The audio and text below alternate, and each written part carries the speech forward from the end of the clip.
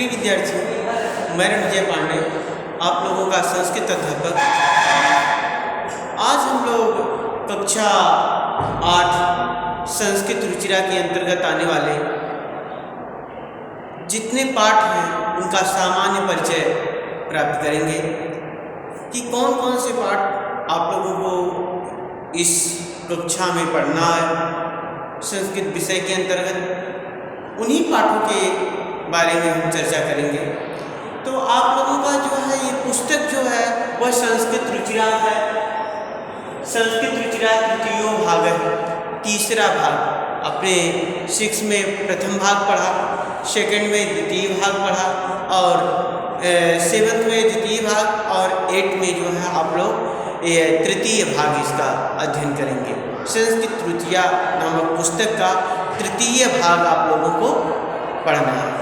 तो इसमें आप लोगों का पहला जो है पाठानुक्रमणिका, पाठों का अनुक्रम कौन कौन से क्रम है, इसका जो है आप लोग जो है पहले पाठों को देखेंगे। प्रथम पाठ आप लोगों का प्रथम पाठ है सुभाषितानि है। प्रथम पाठ क्या है? सुभाषितानि। शुभ माने सुंदर, भाषित माने कही गई बात, अच्छी अच्छी कही गई बातों कहावतों का जो है एक श्लोकों के माध्यम से प्रस्तुतिकरण। तो क्या कहलाता? सुभाषितानि कहलाता। क्या? सुभाषितानि।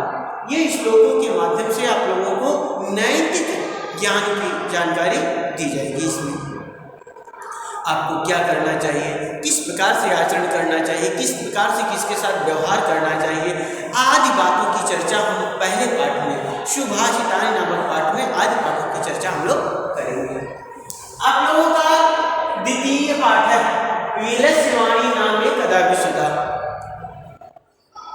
जो है आपका दूसरा पाठ, द्वितीय पाठ है, दूसरा पाठ आप लोगों का है विलस्यवाणी नामे कदापि सुधा।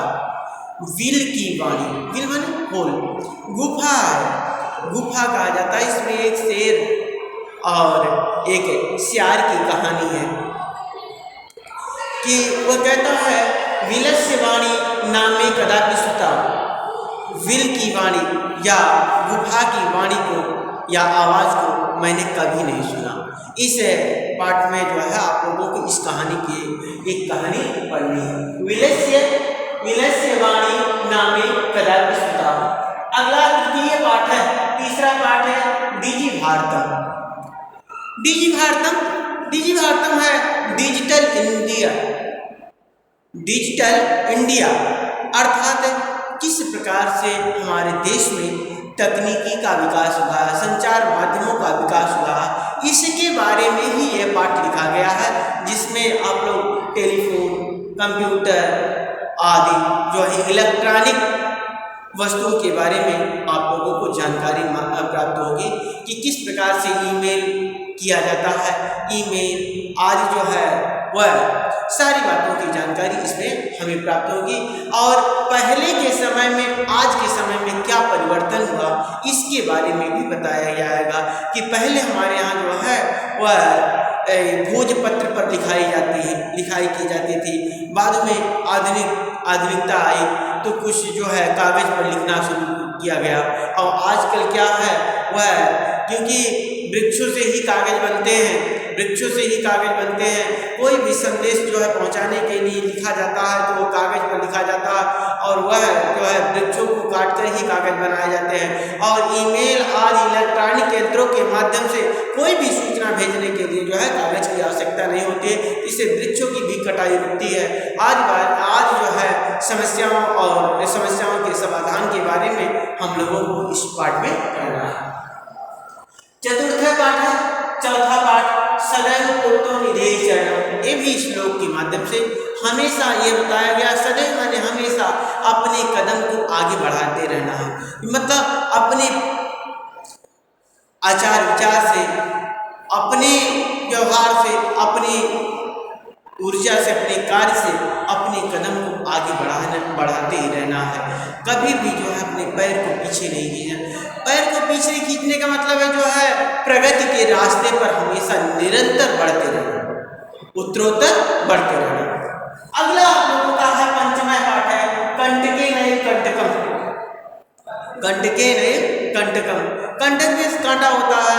इसमें जो है एक बहेलिए के माध्यम से एक कहानी बताई गई है कि किस प्रकार से जो है वह बेचारा बहेलिया वह उसकी सहायता करता है और वह एक शेर है और एक बहेलिए की बात यहाँ कही गई है कि एक दिन बहेलिया जो है वह जंगल में शिकार खेलने के लिए जाता है और वह शिकार के लिए जाता है और वह जाल फैलाता है, जाल फैला के घर चला आता है। दूसरे दिन जब वह बहेलिया जाता है तो उसमें देखता है कि एक कोई जानवर ना फंस के एक सिंह फंसा हुआ है। सिंह जो है, सिंह को देखकर वह डर जाता है। सिंह बोलता है कि भाई तुम मेरी सहायता कर दो, मुझे इस जाल से बाहर निकाल दो।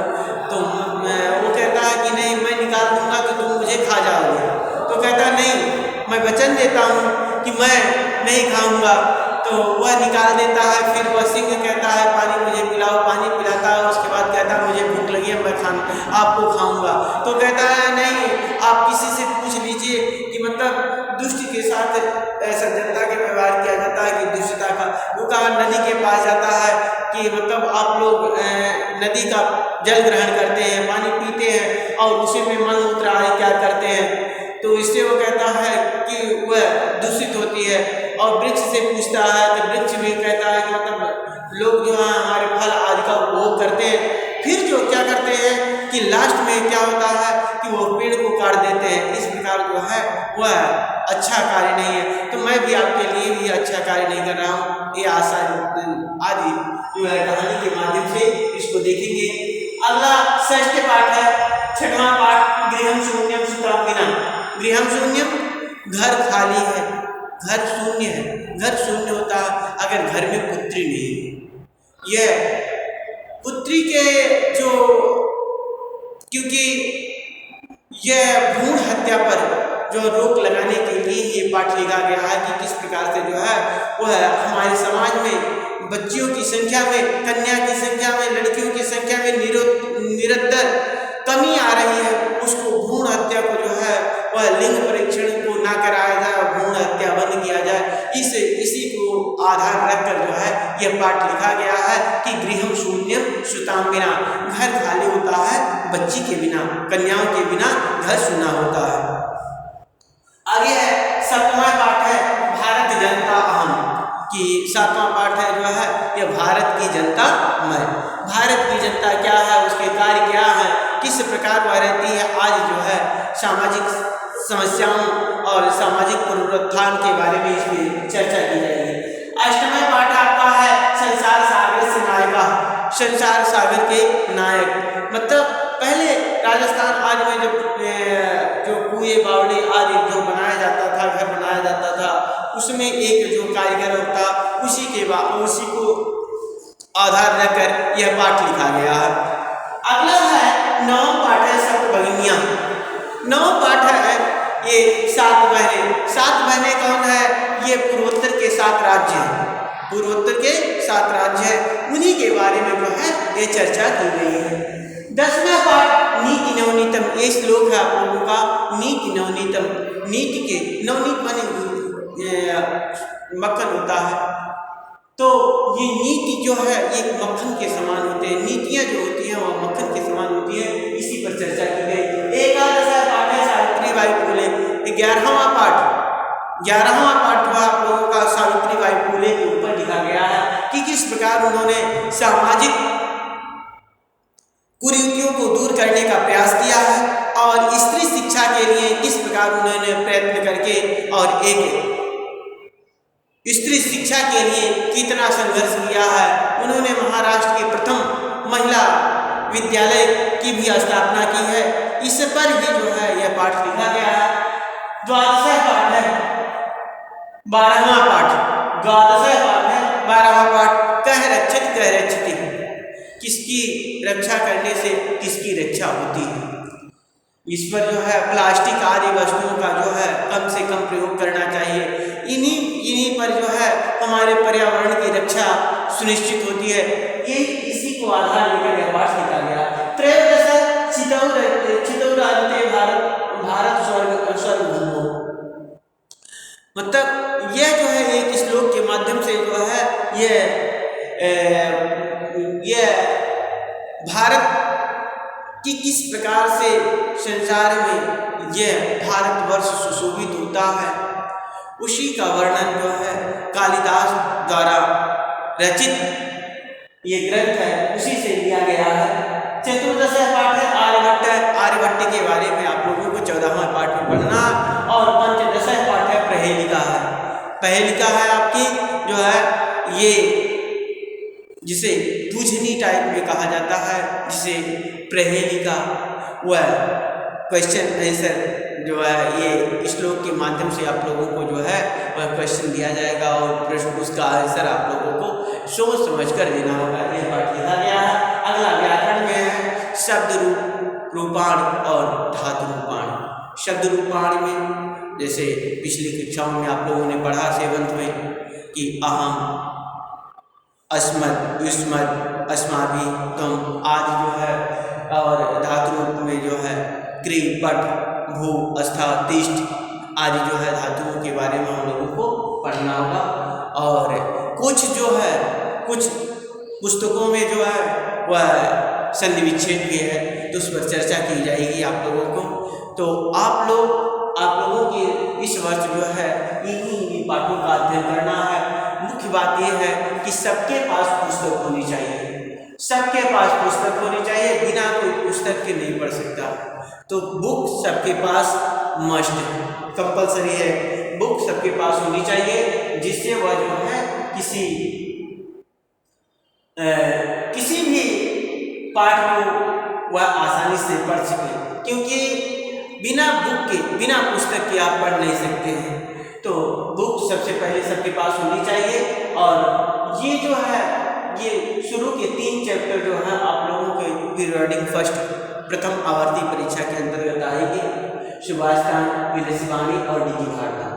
ठीक है, उसके बाद से जो है 8वें पाठ तक जो है आपका ये हाफ ईयरली में आएगा, और इसके बाद से जो है ये 3 पाठ 9, 10, 11 यानी कि सप्तमगिन्य, नीति नवनीतम और सावित्री बाई फुले, यह आपको आवर्ती सेकंड पीरियडिक सेकंड परीक्षा, और इसके बाद से जो है आप लोगों की वार्षिक परीक्षा। इस प्रकार जो है आप लोगों का यह पूरा है, और आप लोगों को इन्हीं पाठों का अध्ययन करना है। दूसरी बात यह है कि आप लोगों की कॉपी जो है वह सबकी कॉपी अब की बार जो है सबकी कॉपी बननी चाहिए, और सबको जो है लिखना होगा। एक पाठ समाप्त होने के बाद मैं जिस दिन कहूँगा उसी दिन आप लोगों को कॉपी लेके आना होगा विद्यालय में। और इसकी एक पाठ समाप्त होने के बाद उसका प्रश्न अभ्यास, जैसे आप लोग शब्दार्थ लिखते आए हैं उसी प्रकार शब्दार्थ लिखेंगे, प्रश्न अभ्यास लिखेंगे, और जिन प्रश्नों को मैं बताऊंगा उसको कॉपी में लिखकर और पूर्ण मनोयोग से जो है इन पाठों का अध्ययन आप लोग करेंगे। तो उम्मीद है आप लोगों को ये पूरा समझ में आ गया होगा।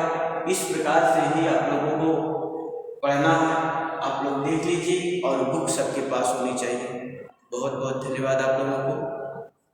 एक बार आप लोग इन पाठों को विशेष ध्यान रूप से देख लीजिए और अध्ययन कीजिए। धन्यवाद।